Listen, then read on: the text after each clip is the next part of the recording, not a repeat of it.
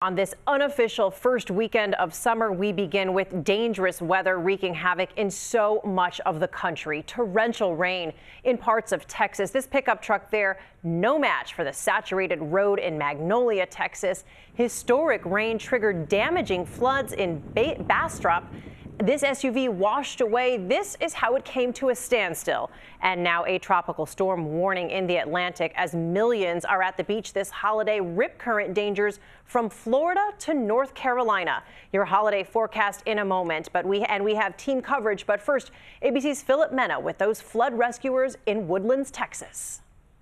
Tonight outside Houston, neighborhoods underwater. Residents scrambling to get out any way they can.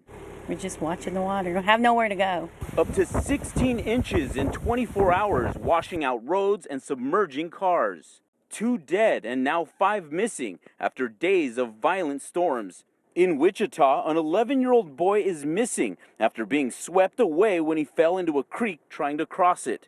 Police rescuing a woman who drove around a barricade and got trapped. It is amazing. They don't tap their brakes. They just oblivious to it, and it puts them and us in harm's way. Today, rescue crews working around the clock to evacuate people trapped in their homes. We woke up and really surrounded by lakes. In Tomball, Texas, this family on their way to their son's graduation. I'm graduating today, and so I had to get out very quickly.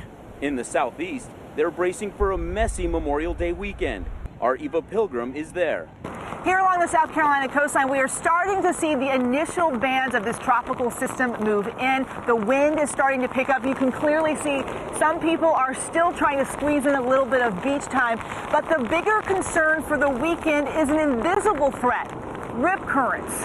A forecast keeping millions of Americans on alert this holiday, from danger surf to high waters. Cecilia, residents here are rushing to get out of their homes tonight.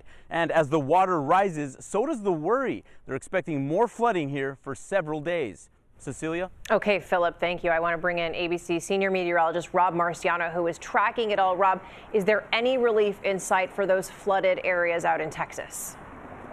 Well, the rivers will continue to rise, but no rain expected there for the next 24 hours. That's good news. But just west of there, severe thunderstorm watch up for part of Texas. Check it out on the map there until 11 o'clock tonight. Also one centered around the Quad Cities in the Midwest. That's until 9 o'clock. That's bumping into some seriously steamy air you're feeling here in the Northeast.